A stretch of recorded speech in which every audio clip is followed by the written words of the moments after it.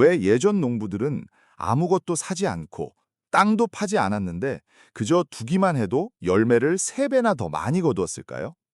이것은 흙과 함께 숨쉬고 자연과 이야기하며 키워냈던 어떤 한 가지 기술에 대한 이야기입니다. 20세기 초 우리 한국의 깊은 시골 마을에 살던 어느 할아버지는 밭을 갈지도 않고 거름도 약도 쓰지 않았지만 가족들의 밥상을 몇 대에 걸쳐 든든하게 지켜냈습니다. 지금은 교과서에서 완전히 지워지고 농사학교에서도 가르쳐주지 않아 그 누구의 기억에도 남지 않을 만큼 조용히 역사 속으로 사라져버렸습니다. 하지만 그게 실패해서나 효과가 없어서가 아닙니다. 오히려 너무나 능률이 좋았기 때문입니다.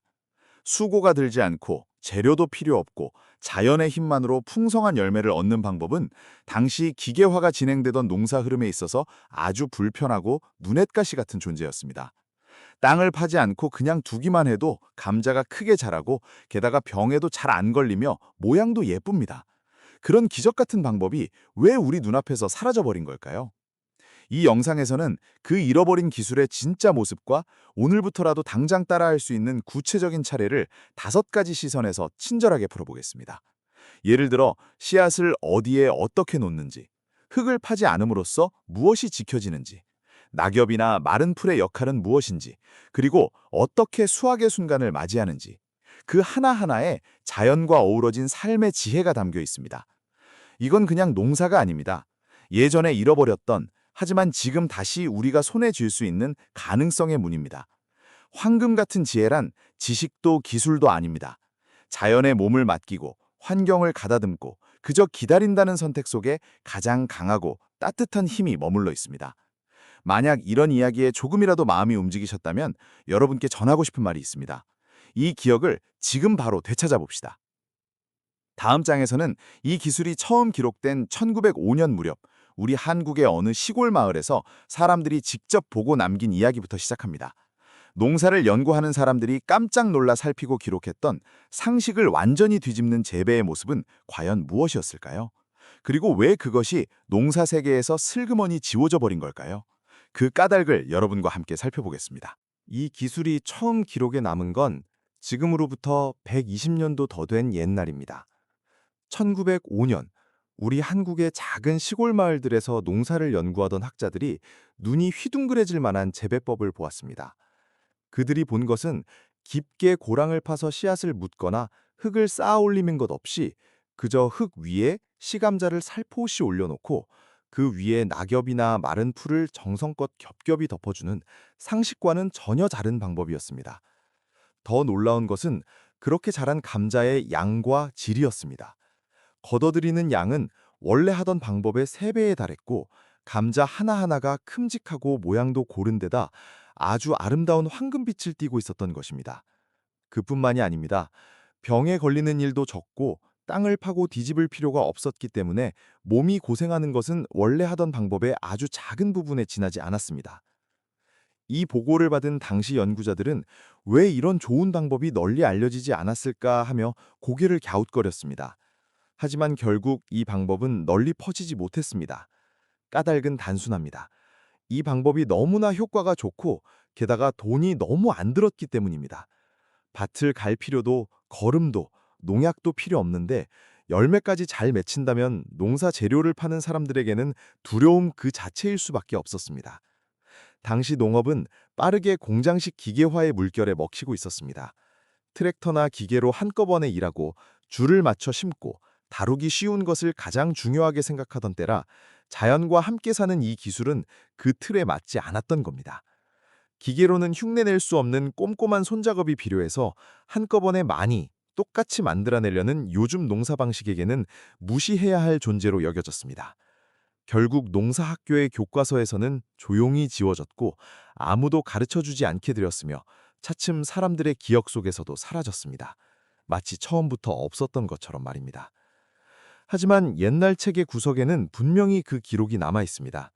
거기에는 씨를 놓고 덮고 그리고 기다리기만 한다는 아주 단순하면서도 이치에 쏙 맞는 순서가 자세하게 그려져 있습니다.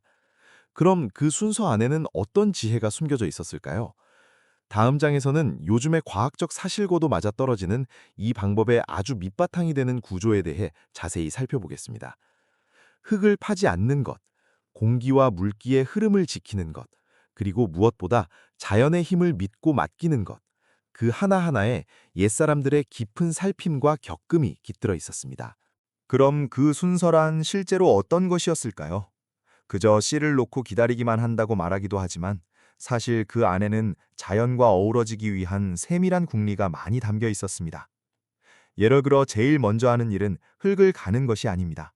오히려 파헤쳐서는 안 됩니다. 오랜 세월 겹겹이 쌓여온 흙의층에는 눈에 보이지 않는 아주 작은 생명체들의 그물망이나 물의 순환, 공기의 흐름이 있습니다. 그것들을 부수지 않고 지키는 것이 이 기술의 첫걸음입니다. 먼저 밭 겉에 있는 풀을 부드럽게 치우고 겉을 평평하게 다듬습니다. 그 위에 씨앗을 살포시 놓습니다. 흙 속에 묻는 게 아니라 어디까지나 땅거죽 위에 올려놓는 겁니다. 이때 감자와 감자 사이에는 40에서 50cm 정도의 거리를 둡니다. 이것은 하나의 씨앗에서 퍼져나가는 생명이 다른 것과 부딪히지 않고 마음껏 옆으로 뻗어나갈 수 있는 빈자리를 만들어주기 위함입니다. 그 다음 중요한 것이 덮어주기입니다. 여기서 흙은 전혀 쓰지 않습니다. 대신 쓰는 것은 짚이나 낙엽, 마른 풀, 낡은 집 뭉치, 그리고 그 동네에서 구할 수 있는 모든 자연의 재료입니다. 이것들을 20에서 30cm 정도의 두께로 듬뿍 겹쳐 올립니다. 이 푹신한 층은 흙을 직접 덮지 않고도 온도와 습도를 끄떡없이 잡아주고 바깥의 찬 공기에서 씨감자를 부드럽게 지켜주는 역할을 합니다. 싹이 트고 자람에 따라 그 위에서 또다시 자연의 재료들을 겹쳐줍니다. 이것을 되풀이하면 시간이 지나면서 층이 만들어지고 감자가 위아래로 마음껏 뻗어나갈 자리가 생기는 겁니다. 보통의 방법에서는 흙을 모아주다가 감자나 줄기를 짓눌러버리는 일이 있지만 이 방법에서는 반대로 그 새로운 층으로 새로운 줄기가 뻗고 그곳에도 감자가 맺힙니다. 즉, 하나의 땅에서 세로로 쌓인 층마다 수확을 기대할 수 있다는 뜻이 됩니다. 이 구조는 단순한 이불이 아니라 마치 숨을 쉬는 살아있는 온도계처럼 일합니다. 더운 날에는 뿌리를 식혀주고 추운 날에는 지켜주며 비 오는 날에는 물을 머금고 마른 날에는 천천히 물기를 내어주는 마치 식물을 안아주는 어머니 같은 존재입니다. 그리고 가장 중요한 게 공기입니다. 산소가 넉넉하게 골고루 퍼지는 이 환경이야말로 감자가 가장 크게 힘을 내는 조건입니다. 자연 속에 있는 가장 좋은 흙의 환경을 억지로 만들어내지 않고 그저 재료와 시간의 힘으로 쌓아 올린다. 그것이 이 잊혀진 재배법의 핵심이 되는 생각이었습니다. 그리고 더 깊이 그 성과를 들여다보면 이 방법이 가져다주는 큰 선물이 그저 걷어들이는 양이 많은 것뿐만이 아니라는 걸 알게 됩니다. 눈에 보이는 열매의 깊은 곳에는 오랜 세월을 거쳐 쌓인 자연의 힘이 조용히 일하고 있는 것입니다. 첫 번째 이로움은 생산량의 늘어남입니다. 앞에서도 말했듯 감자는 땅거죽 위에 놓인 뒤 자연의 이불에 덮이면서 위로도 옆으로도 마음껏 뻗어나갑니다. 보통의 재배에서는 한 층의 흙 속에 담기는 게 당연하지만 이 방법에서는 예를 들어 5층, 6층, 때로는 7층까지 겹겹이 쌓인 층 속에 각각 감자가 열립니다. 즉, 하나의 씨감자에서 태어난 생명이 마치 꽃다발처럼 위아래로 퍼지고 각각의 층이 수확의 무대가 됩니다. 그 결과 같은 넓이에서도 2배 이상의 열매를 얻을 가능성이 있습니다. 게다가 모양이 예쁘고 크기도 고르며 흠집이 적습니다. 딱딱한 흙에 짓눌려 찌그러지거나 썩는 일이 거의 없기 때문입니다. 두 번째 은혜는 병과 벌레를 이겨내는 튼튼함입니다. 낙엽이나 마른 풀 같은 자연 재료가 층이 되어 감자를 안아주고 독특한 냄새를 뿜어냄으로써 풍뎅이나 진딧물 같은 나쁜 벌레들은 식물이 여기 있다는 걸 눈치채기 어려워집니다. 게다가 맨땅이 드러나지 않기 때문에 흙에서 옮는 병, 예를 들어 시드름병 같은 것들이 생길 위험도 뚝 떨어집니다. 푹신한 층이 습도를 알맞게 잡아주고 땅속 공기의 흐름을 막지 않으며 아주 작은 생명체들의 균형도 지켜진 채 식물끼리의 거리도 떨어져 있어서 바람도 잘 통하고 잎에 묻은 물방울도 금방 마릅니다. 이런 환경에서는 병균이 퍼지기 힘들어지는 겁니다. 세 번째 은혜는 물 주는 수고가 거의 없어진다는 점입니다. 마른 풀이나 낙엽의 층은 숲속의 스펀지 같은 역할을 합니다. 빗물을 빨아들이고 그것을 조금씩 땅속으로 돌려주기 때문에 마른 날이 이어져도 식물은 물이 모자라다는 스트레스를 거의 받지 않습니다. 매일 밭을 둘러보며 흙이 얼마나 말랐나 걱정할 필요도 없어집니다. 이것은 나이가 드신 분들이나 힘이 약한 분들도 마음 놓고 계속할 수 있는 농사법이라는 뜻입니다. 게다가 모든 과정이 부드럽고 억지가 없으며 자연과 함께 나아갑니다. 그리고 마지막으로 찾아오는 가장 큰 선물은 걷어들이는 순간입니다. 삽을 써서 흙을 파헤칠 필요가 없습니다. 푹신한 층을 손으로 살짝 걷어내면 그곳에는 진흙 하나 묻지 않은 황금빛의 아름다운 감자가 조용히 얼굴을 내미는 것입니다. 이 고요함과 따뜻함으로 가득 찬 방법은 마치 자연이 우리 손에 쥐어주는 선물처럼 마음속 깊이 남습니다. 이렇게 자연과 어우러지고 결과도 좋았던 재배법이 왜 역사의 앞무대에서 사라져버린 걸까요? 그 답은 기술의 모자람에 있는 것이 아니라 우리가 사는 사회에 굴러가는 방식 그 자체에 있습니다. 앞에서 말씀드린 것처럼 이 방법은 힘도 적게 들고 재료를 살 필요도 없고 그러면서도 열매는 많고 병에도 강합니다. 다시 말해 애를 쓰거나 돈을 들이지 않고도 결과를 낼 수 있는 너무나도 좋고 편한 기술이었던 겁니다. 이 방법이 만약 널리 퍼져버리면 농약이나 거름, 농사기계 같은 물건을 파는 쪽에는 아주 큰 타격이 될 것이 뻔했습니다. 실제로 이 기술이 처음 기록될 무렵 농업은 마침 기계화의 거센 물결에 삼켜지고 있었습니다. 트랙터가 들어오고 씨를 뿌리는 기계, 거두는 기계, 비료를 뿌리는 기계 등 여러 가지 장비가 만들어졌으며 밭은 그 기계에 맞춰서 반듯하게 다듬어졌습니다. 그런 흐름 속에서 이 기술은 너무나 자유롭고 기계와는 어울리지 않는 존재였습니다. 땅바닥에 감자를 놓고 마른 풀을 겹쳐 올린 뒤 시간의 흐름에 맡겨 키운다는 방식은 똑같은 틀에 맞춰 빠르게 일하는 농사 방식과는 뿌리부터 맞지 않는 것이었습니다. 게다가 기계로 한꺼번에 똑같이 다루기가 어려워 한꺼번에 많이 만들어내는 농사의 흐름 속에서는 아주 안 좋은 방법으로 찍혔고 교과서에서도 조용히 지워져 간 것입니다. 그리고 그 빈자리를 메우듯 관리가 쉬운 새로운 농사의 모습이 널리 퍼졌습니다. 땅을 깊게 파고 비싼 기계로 씨를 심고 쉰 새 없이 흙을 모아주고 햇빛과 바람에 맨몸을 드러낸 흙을 억지로 가꿉니다. 그렇게 메마른 땅에는 엄청난 양의 거름이 필요해졌고 마른 땅에는 끝없는 물주기가 필요해졌으며 모든 것이 공장의 톱니바퀴처럼 돌아가기 시작했습니다. 그곳에는 식물 본래에 사는 방식이나 작은 시골집의 삶에 귀 기울이는 생각은 어디에도 찾아볼 수 없었습니다. 즉, 이 기술이 잊혀진 것은 가치가 없어서가 아닙니다. 너무나 가치가 컸고 돈을 버는 굴레와 너무 안 맞았기 때문입니다. 그것은 마치 아무도 마음대로 부릴 수 없는 지혜였기 때문에 조용히 봉인된 것과 같았습니다. 그럼 그 봉인은 영원히 풀리지 않았을까요? 다음 장에서는 이 기술이 역사 속에서 딱 한 번, 다시 한번 빛을 보았던 순간을 살펴봅니다.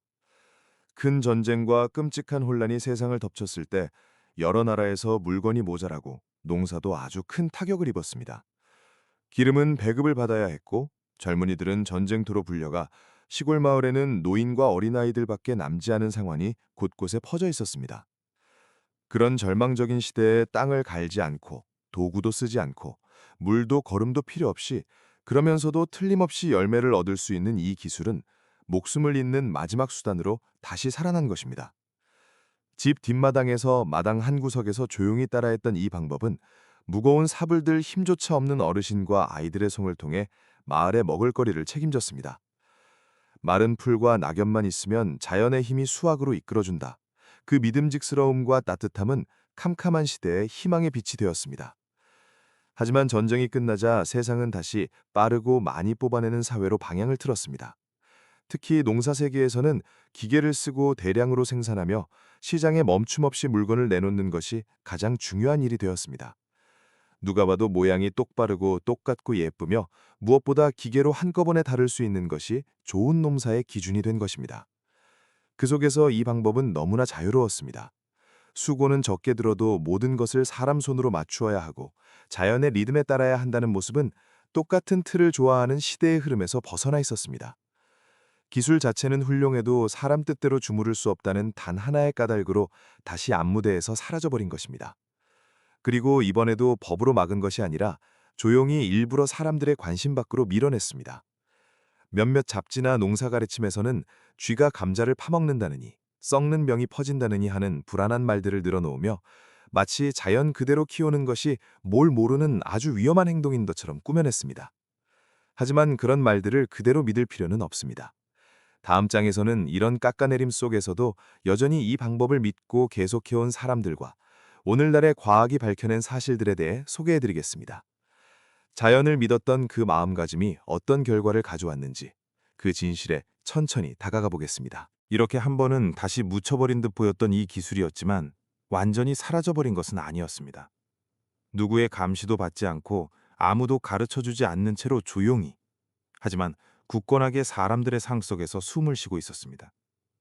특히 농약이나 비료를 살 여유가 없는 동네, 전기나 사람의 손길이 모자란 환경, 혹은 꽉 막힌 도시에서 벗어나 자연과 가까운 삶 속에서 이 방법은 대대로 이어져 살아남았습니다. 시감자를 놓고 마른 풀을 덮은 뒤 아무것도 하지 않는다. 단지 그 순서를 되풀이하는 동안 열매라는 선물이 어김없이 찾아온다. 그 굳건한 믿음이 어떤 시대에도 이 기술을 버티게 해준 것입니다. 그리고 지금 시대는 다시 크게 바뀌고 있습니다. 도시를 떠나 자연 속에서 사는 사람이 늘어나고 집에서 텃밭을 일구거나 내 손으로 먹을거리를 키우는 일에 마음을 두는 사람들이 우리 한국 곳곳에서도 많아지고 있습니다. 그 속에서 옛날 방식을 다시 배우고 시험해보는 사람들이 늘어났습니다. 동영상 사이트나 동네 모임 등을 통해 이 방법이 다시 눈길을 끌기 시작한 겁니다. 실제로 요즘에는 원래 하던 재배 방법에 비해 2배에서 3배의 수확을 얻었다는 이야기들이 여러 곳에서 들려오고 있습니다. 그뿐만 아니라 해가 갈수록 흙이 눈에 띄게 기름져가는 것에 많은 사람이 놀라움과 감동을 느끼고 있습니다. 이것은 원래 하던 농사, 즉 끝없이 땅을 파고 공장식 걸음으로 영양을 채워주면서도 차츰 흙을 메마르게 하는 굴레와는 완전히 반대되는 현상입니다. 게다가 식물을 키우는 동안 해야 할 일이 거의 없어집니다. 물 주기도 풀 뽑기도 나쁜 벌레 걱정도 크게 줄어들고 남은 것은 식물이 스스로 자라나는 것을 묵묵히 지켜보는 것뿐. 그 다정함과 평온함 속에 예전에 우리가 잃어버렸던 농사의 진짜 참모습이 있는지도 모릅니다. 또한 오늘날의 농사 연구에서도 이 기술이 얼마나 훌륭한지 뒷받침해주는 사실들이 늘어났습니다. 마른 풀로 덮어주는 것이 흙이 마르는 것을 막고 땅의 온도를 끄떡없게 하며 아주 작은 생명체들이 골고루 살 수 있게 지켜준다는 것이 과학적으로 밝혀졌습니다. 흙을 파헤치지 않음으로써 땅속 생명체들의 연결망이 부서지지 않고 숨을 쉬는 흙이 그대로 지켜진다. 이것은 바로 옛 어르신들이 몸소 겪으며 깨달은 지혜를 현대과학이 뒤쫓아가며 증명하고 있는 듯한 모습입니다. 예전의 상식과는 달랐던 이 방법이 지금은 조금씩 당연한 것으로 받아들여지고 있습니다. 그리고 그 물결은 그저 물건을 내다 파는 농사의 틀을 넘어 다시 우리네 삶 속으로 조용히 돌아오고 있는 것입니다. 그럼 이 기술이 가져다주는 가장 큰 가치는 무엇일까요?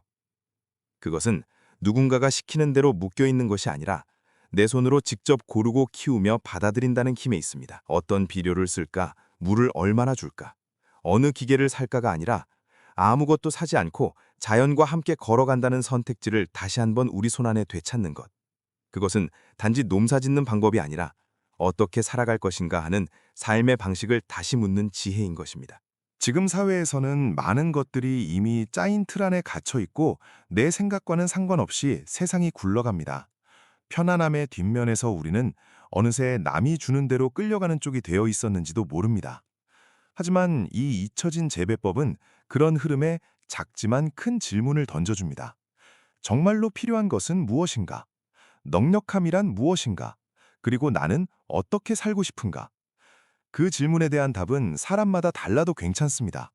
하지만 만약 여러분의 마음속에 조금 더 다정하고 조금 더 조용히 살아가고 싶다는 마음이 있다면 이 방법은 분명 그 첫걸음을 든든하게 받쳐줄 것입니다. 흙을 갈지 않고 놓아두고 덮고 기다린다. 그동안 아무것도 할 일이 없는 것 같지만 사실은 가장 중요한 것이 길러지고 있는 겁니다. 그것은 믿고 기다린다는 마음가짐, 밭을 가다듬고 나머지는 생명의 힘에 맡긴다는 선택. 이 꾸밈 없는 몸짓 속에 바로 앞으로의 시대에 꼭 필요한 지혜가 가득 차 있습니다. 공장도 연구소도 아닌 자연 속에 있으면서 동시에 우리 손안에 있는 작은 삶의 지혜. 그것이 예전 농부들이 몇 대에 걸쳐 지켜온 황금의 지혜인 것입니다. 그리고 지금 그것을 다시 한번 물려받을 때가 왔습니다. 누군가에게 끌려가는 것도 아니고 누군가를 탓하는 것도 아니며 그저 조용히 내 손으로 직접 골라내는 것. 그 자유와 책임을 되찾는 것이 이 기술의 진짜 뜻입니다. 만약 이 이야기가 여러분 마음속에 무언가를 움직였다면 부디 이 지혜를 미래로 이어가 주세요. 따뜻함은 조용히 퍼져나갑니다. 필요로 하는 누군가에게 살포시 이 이야기를 전해주세요. 그리고 같은 마음을 느끼신 분이 있다면 이 영상을 함께 나누어 주시면 감사하겠습니다. 여러분의 작은 행동 하나가 사라질 뻔했던 지혜의 빛을 다시 한번 환하게 밝혀줄지도 모릅니다. 다음 열밀문은 바로 앞까지 와 있습니다. 모쪼록 다시 뵐 수 있기를 바랍니다.